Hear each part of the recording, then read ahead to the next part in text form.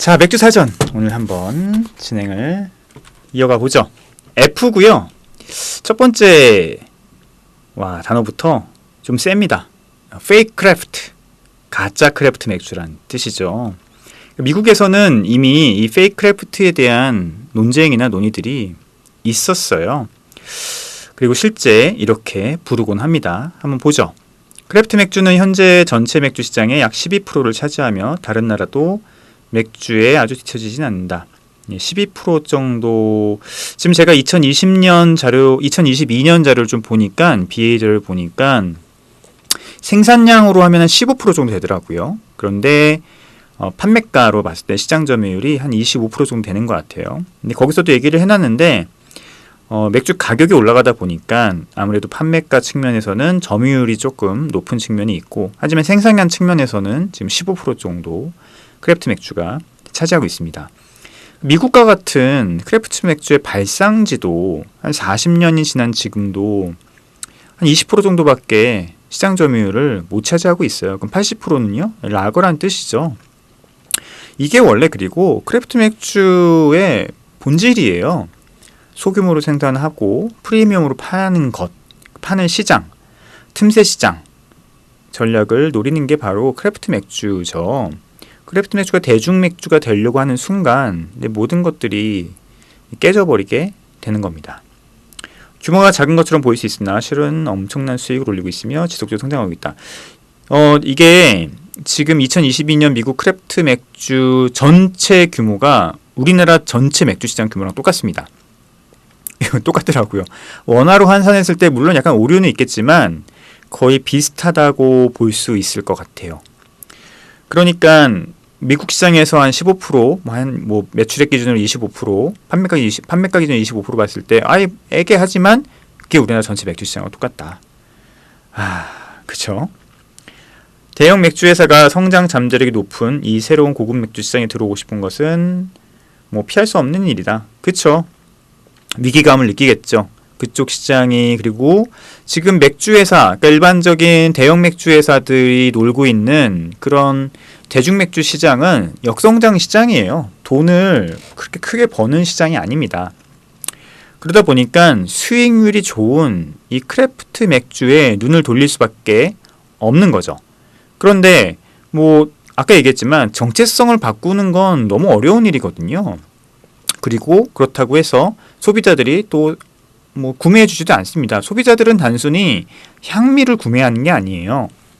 어떤 상품에 대한 전체적인 경험을 구매하는 거기 때문에 만약에 버드와이저가 이상한 크래프트 맥주를 하나 만들어서 크래프트 맥주에 한다고 소비자들이 그걸 냉큼 사 먹을까요? 아니거든요. 소비자들은 크래프트 맥주라고 했었을 때 그 크래프트 맥주가 갖고 있는 여러 가지 역사성, 정체성 이런 것들을 구매해서 마시는 거거든요. 그러다 보니 이 대형 맥주 회사가 할 수 있는 건 그렇죠. 크래프트 맥주를 인수하는 거죠. 그죠? 그리고 그런 일들이 꽤 많이 벌어졌습니다. 계속 읽어볼게요. 그들의 제품들을 가지고 이 새로운 시장에 들어와 주목을 끌고 수익을 올리는 일이 일어나고 있다. 그러니까 매수한 크래프트 맥주 브랜드를 갖고서는 그렇게 하고 있다는 얘기예요. 화려하고 상업적인 마케팅으로 무장되어 있는 대형 맥주 회사의 맥주들이 진짜 크래프트 맥주들과 함께 순위에 오를 가치가 있는지에 대해서는 활발한 논쟁이 진행 중이다. 특히 대형 맥주 회사가 사랑받는 크래프트 맥주를 인수하여 시장에 진입하는 것에 대해서는 더욱 그렇다. 답은 없죠. 지금 예를 들어서 굉장히 클래식한 크래프트였던 블루문 같은 경우도 하이네켄인가요? 그쪽에 인수가 됐고, 구스 아일랜드 같은 경우가 대표적이죠. 그 굉장히 큰 충격이었죠. 구스 아일랜드가 에이브 인베브에 인수가 되면서 더 이상 크래프트 맥주의 지위를 갖지 못하는 것. 물론 구스 아일랜드 사람들은 자기네들을 여전히 크래프트 맥주라고 얘기하고 있습니다. 그러나 당연히 BA에서 퇴출됐고요.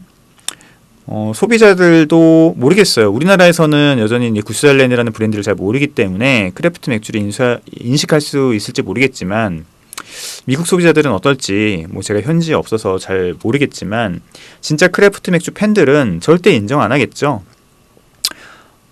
밸러스트 포인트도 솔직히 말씀드리면 인수가 됐고요. 여러 가지 굵직굵직한 크래프트 맥주들이 인수가 되면서 과연 그들을 크래프트 맥주로 우리가 부를 수 있느냐에 대한 논쟁이 있어 왔고요.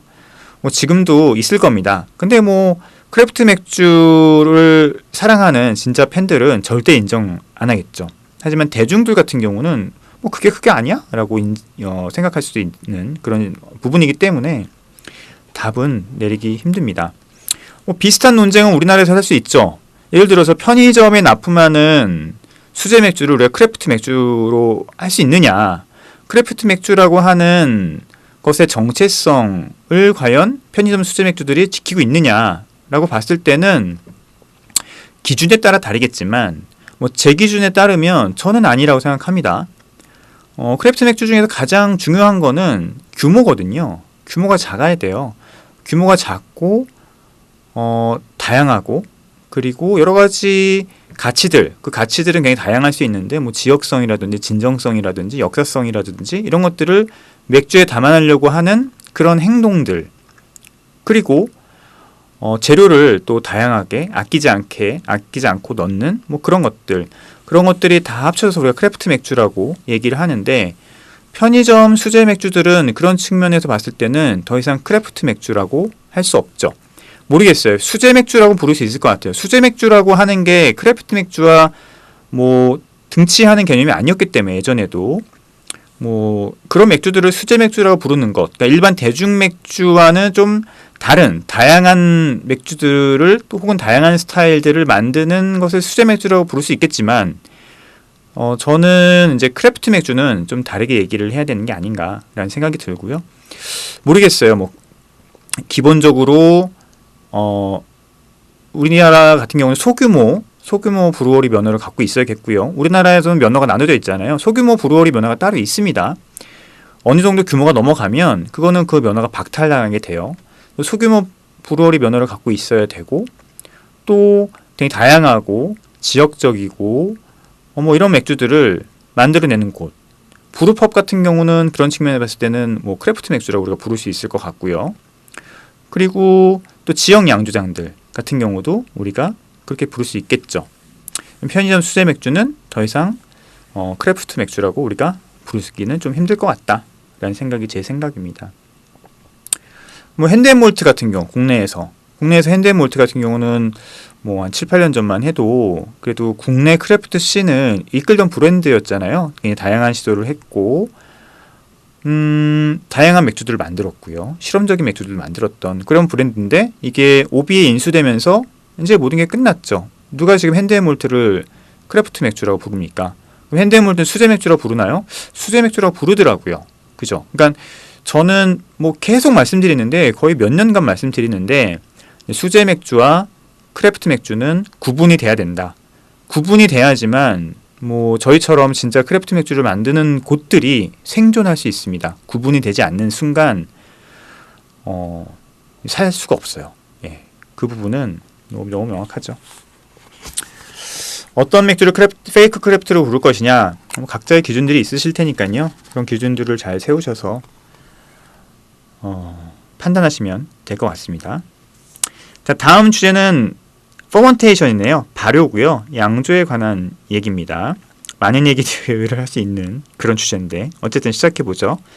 양조 용어로 발효는 맛있는 맥주를 만들기 위해 효모와 맥즙 사이 일어나는 복합적인 화학 반응을 얘기한다. 매우 다양한 의미를 또 품고 있기도 하다. 단순히 말하면 발효는 당 분자, 알코올, 이산화탄소 이 세 가지 조성물들과 연관된 반응이다. 효모는 당 분자를 섭취하여 에탄올과 이산화탄소란 두 가지 배설물을 만드는 신비로운 활동을 한다. 그죠? 사실 술을 만드는 이러한 과정 속에는 11개가 넘는 화학적인 중간 단계가 존재하며 거의 20종의 효모와 비타민처럼 효소와 함께 활동하는 조효소가 이것에 관여한다. 그렇습니다. 굉장히 복잡한 그 TCA 과정 이런 것도 있고요. 여러 가지 과정들이 있습니다. 근데 그런 것들이 다 복합적으로 우리는 그냥 발효라고 부르고 있는 거죠. 인산염과 산소, 수소의 양이 바뀌면서 새로운 분자들이 생성되고 연결되는 현상이 최종 생성물을 만들기 위해 단계적으로 진행된다. 그쵸?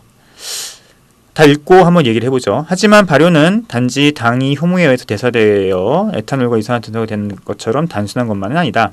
효모는 에탄올뿐만 아니라 짧은 메탄올 분자와 더 긴 퓨젤 알코올들을 만들어낸다. 이런 알코올들의 조합은 또 다른 반응을 유발할 수 있다. 예를 들어 에탄올은 리독스, 산화와 환원으로 알려진 반응을 통해 신맛을 내는 카르복실산이 된다. 리독스 자체가 산화와 환원이라는 얘기입니다. 이걸 통해서 신맛을 내는 카르복실산이 되고요. 에탄올이 알코올과 산의 중간 단계로서 향이 나는 알데하이드도 같은 반응을 통해 생성될 수 있다. 과일 에스테르들은 에스테롤 반응이라 불리우는 과정에서 카르복실산이 알코올과 결합되면 생성될 수 있다. 맥즙의 구성물은 발효성 당을 제공하는 것 외에 잠재적인 반응물에 영향력을 미쳐 다양한 반응이 진행되는데 중요한 역할을 한다.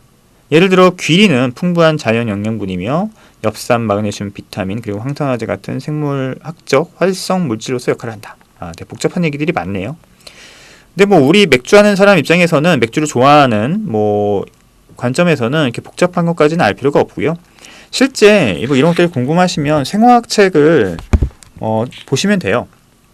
일반 대학교 교재에서 사용된 생화학 책을 보시면 이 발효 기작에 대해서 굉장히 자세하게 나옵니다. 근데 일단 우리가 발효라고 하면 우리가 혐기성 조건에서, 그러니까 산소가 없는 조건에서 효모가 당을 먹고 생존하면서 만들어내는 어떤 그런 반응들을 얘기를 하죠. 그러니까 효모라고 하는 미생물이 굉장히 재밌는데요. 어쨌든 이 효모는 산소가 있으면 호흡을 하고요. 살아야 되니까 우리 인간하고 똑같습니다. 당을 먹고 호흡을 통해서 열량을 만들어내서 살아가는 거죠. 미토콘드리아가 있으니까요. 그런데 산소가 없으면 얘네들은 발효라는 과정을 합니다. 당을 먹고 에너지를 만들어내는 거예요. ATP를 만들어내는데 그 ATP를 만들어내면서 나오는 부산물들이 바로 알코올, 에탄올과 이산화탄소인 거죠. 뭐 굉장히 복잡한 과정들이 있더라고요. 저도 뭐 자세히 뭐 이해하지도 않고 이해하고 싶지도 않고. 먼저 이 산소가 있든 없든 효모가 당을 만들면 피루부산이라는 걸 만들어요. 피루부산을 만들어내면서 그 이후에 이제 산소가 있으면 호흡 과정으로 들어가고, 호흡 과정은 산소를 마시고 물과 이산화탄소를 만들어내는 과정이죠. 우리 지금 인간이 하는 것처럼요. 그러면서 이제 ATP를 만들어내면서 살아가는 거고요. 만약 산소가 없으면 그때부터 이제 발효 과정을 거칩니다. 우리 인간은 그 효모가 무산소일 때, 혐기적 조건일 때 살기 위해서 하는 그런 어떤 과정에서 나오는 부산물을 마시는 거예요. 네, 그게 에탄올이라고 하는 거죠. 우리가 보통 알코올이라고 얘기하지만 더 정확한 에탄올이고요. 메탄올이면 죽습니다. 그렇게 보시면 될 것 같아요. 근데 발효와 부패에 대해서도 헷갈리시는 경우들이 많은데 뭐 간단합니다. 미생물이 반응을 해서 대사를 해서 결과물이 인간에 좋으면 발효고요. 결과물이 인간한테 유해하면 부패입니다. 예를 들어서 발효라고 하면 우리 지금 알코올 발효를 얘기하고 있는데요. 꼭 알코올 발효만 있는 건 아니죠. 젖산 발효도 있습니다. 유산균, 젖산균이죠. 이건 박테리아예요. 박테리아가 또 혐기적 조건에서 뭔가 당을 먹고 젖산을 만들어내는 과정, 젖산과 이산화탄소를 만들어내는 과정, 알코올을 만들어낼 수도 있고 못 만들어낼 수도 있고, 어쨌든 그거는 젖산균에 좀 다르긴 한데, 어쨌든 무산소 과정에서 젖산과 이산화탄소를 만들어내는 과정을 우리가 젖산 발효라고 하죠. 그럼 그것만 있나요? 간장 발효라는 얘기도 하잖아요. 간장에 관여하는, 관장이 만들어지는 과정에 관여하는 균은 페디오코커스 균이거든요. 그럼 페디오코커스 균이, 간장 뭐죠? 콩, 단백질이죠. 단백질을 먹고 대사하면서 만들어내는 여러 가지 과정과 결과물, 뭐 이런 것들 우리가 또 간장 발효라고 하기도 하고요. 그러니까 발효는 결과적으로는 미생물의 대사 과정의 결과물에 따라 결정되는 거예요. 이걸 발효라고 합니다. 근데 우리는 술을 하는 입장에서는, 특히 맥주에서는 맥주 효모가 무산소 과정, 혐기적 환경에서 당을 먹고 에탄올과 이산화탄소를 만들어내는 과정을 우리가 발효라고 한다라고만 생각하시면 될 것 같아요.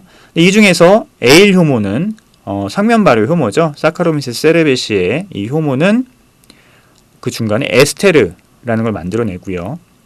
하지만 라거 효모, 사카라미시스 칼스봉이시스 혹은 사카라미시스 파스토리누스 같은 경우는 이 대사 과정에서 효모가 향을 만들어내지 않습니다. 이게 이제 에일과 라거의 근본적인 차이죠. 어저께 제가 맥주를 이제 서빙을 했는데 저희 매장 맥주 중에서 정동 라거가 있고요. 하나는 이제 얼마 전에 나온 정동의 여름이라고 하는 골든 에일이 있어요. 그런데 이 두 개를 딱 갖다 드렸더니 저한테 그러는 거예요. 아니 라거랑 에일이랑 거꾸로 주신 거 아니냐고. 아니라 그랬거든요. 왜 그렇게 생각하세요? 그랬더니 아니 이거 에일인데 이거는 뭐 라거 같이 느껴지고 이건 라거인데 에일 향이 나요 이러는 거예요. 헷갈릴 수 있죠. 대부분 왜 헷갈리냐면 이 IPA에서 나오는 향들이 되게 시트러스한 향들이 많잖아요. 근데 저희 정동 라거에 홉을 넣어서 시트러스한 향을 입혔어요. 그러니 IPA에서나 맡을 수 있는 에일에서나 맡을 수 있는 시트러스 향이 나니 이건 에일이다 라고 생각했던 거죠. 그럼 골든 에일은 왜 라거라고 생각했느냐? 우리가 골든 에일이라고 하는 맥주의 기원이 썸머 에일이거든요. 썸머 에일은 영국에서 여름에 물처럼 마시기 위해서 만든 맥주예요. 알코올 도수도 낮고요. 향도 거의 없어요. 완전히 그냥 거의 물에 가까울 정도의 느낌을 갖고 있는 그런 맥주를 썸머 에일이라고 하거든요. 그리고 그 썸머 에일이 이제 골든 에일이 된 거예요. 그래서 골든 에일 효모들은 향을 많이 만들어내지 않습니다. 꼭 퀘시 효모 같은 그런 느낌이에요. 그래서 그나마 저희는 이제 골든 에일을 만들고 숙성을 오래 하지 않아서 바로 내놓기 때문에 좀 덜한데 만약에 저희가 좀 장기 숙성을 하잖아요. 낮은 온도에서 그럼 라거랑 되게 그 맛이 비슷해집니다. 헷갈릴 수 있어요. 그래서 저는 어느 분이 헷갈리시는지 알았기 때문에 또 뭐 이래저래 설명을 좀 해드렸는데 어쨌든 충분히 그럴 수 있습니다. 그래서 향만 갖고 또 에일과 라거를 구분하는 일은 솔직히 대단히 어려운 일 중에 하나입니다. 맥주 종류가 뭐 딱 두 가지만 있나요? 예, 엄청나게 많은데 그 중에서 향만 맡고선 블라인딩으로 뭘 구별해낸다는 것 쉽지 않은 일이죠. 시간도 많이 흘러갔네요. 자, 포멀테이션 템퍼레처, 발효 온도, 또 양조 과학에 관한 얘기네요. 온도만큼 발효에 크게 영향을 주는 환경적인 요소도 없다. 그렇죠. 왜냐하면 온도가 효모 활동성에 결정하기 때문이다. 그렇습니다. 온도 진짜 중요합니다. 결국 양조사가 하는 일은 온도를 조절해주는 일이에요. 온도가 조금만 잘못되어도 맥주를 망칠 수 있기 때문에 계획했던 온도와 조금만 달라도 즉시 확인해야 됩니다. 맞습니다. 엄청 중요합니다. 발효가 잘 되고 있는지도 우리가 물론 여러 가지 것들을 확인할 수 있지만 온도로도 볼 수 있고요. 발효가 끝났는지도 우리가 온도로도 또 확인할 수 있습니다. 발효 온도로도. 알코올과 이산화탄소 외에 효모는 발효 과정에 향과 풍미, 마우스피에 영향을 주는 수백 가지 물질을 만들어낸다. 모든 효모의 최적 발효 온도는 포장이나 인터넷에 설명되어 있으며 적정 발효 온도보다 더 높거나 낮을 때 발생된 물질에 대한 경고문도 존재한다. 만약 에일 효모가 낮은 온도에서 발효하면 스스로가 만들어낸 물질을 치우기 힘들어할 것이다. 이는 다이스틸 이나 아니면 아세트알데하이드 같은 것들을 맥주에 남겨놓을 것이다. 그럴 수 있죠. 왜냐면 더 발효를 많이 해야지 이런 것들 다 흡수하거든요. 근데 낮은 온도에 있으면 발효가 계속 진행이 안 되기 때문에 이런 것들을 내어놓고 다시 재흡수 못한다는 뜻입니다. 원래보다 더 높은 온도에서 발효하게 되면 과일 에스테르 이상의 풍미를 만들어낸다. 과발효되면은 또 그쵸. 원래 향보다 너무 과한 향이 나올 수 있죠. 또 황 같은 설퍼릭 같은 향들이 나올 수 있습니다. 그보다 과도한 온도에서 발효하면 의도한 캐릭터는 다를 수 있는 솔벤트 같은 솔벤트나 설퍼릭 이런 것들을 남길 수 있다는 뜻이에요. 라거를 만든 브로는 사카라미시스 파스토리아누스를 5에서 10도 정도 낮은 온도에서 사용할 것이다. 이 온도에서는 에일 효모가 움직이지 않는다. 바이엔 사람들은 수백 년 동안 라거를 만들어 차가운 알프스 동굴에 저장했다. 그 지역의 야생 효모들은 추위에 저항성을 갖고 생존했다. 그래서 유산으로 우리가 현재 라거 효모를 낮은 온도에서 사용이 될 것이다. 이렇게 하는데 라거 효모에 대한 얘기는 좀 논쟁이 있습니다. 그래서 이거는 조금 지금 바로 맞다 틀리다 얘기들이 좀 그렇고 어쨌든 온도는 되게 중요하고요. 에일 효모도 10도에서 발효합니다. 근데 정상적인 활발한 발효를 못하기 때문에 그렇고요. 25도 30도에서 발효합니다. 근데 잘못하면 또 과발효가 돼서 우리가 의도하지 않는 향이 나올 수 있는 거죠. 결국 제일 중요한 거는 맥주에서 중요한 거는 양조사의 의도거든요. 그 맥주가 그냥 나오는 게 아니고 양조사의 의도에 따라 나오기 때문에 양조사의 의도에 벗어난 맥주가 나오는 거는 솔직히 말씀 맥주가 아무리 맛있어도 좀 잘못된 맥주라고 우리가 얘기할 수도 있죠. 뭐 저 같은 경우는 에일 같은 경우는 20에서 23도 사이에서 발효를 진행을 하고요. 어떨 때는 의도적으로 과발효를 진행하기도 합니다. 뉴잉글랜드 IPA 같은 경우는 홉을 넣고 좀 과발효를 시키는 게 오히려 결과물들이 굉장히 의도한 대로 나오는 경우들이 있더라고요. 최근에도 좀 그런 경우를 좀 발견을 해서 양조 방법을 좀 바꿨는데, 어쨌든 그런 식으로 양조사가 장비와 또 내가 사용하는 양조 방법 그리고 재료에 대한 특성을 파악하면 그 가운데 자기가 얼마든지 조절할 수가 있는 거죠. 그게 양조사의 의도고 맥주의 또 매력이기도 합니다. 오늘 여기까지 얘기하고요. 다음 시간에 또 계속 이어가도록 하죠.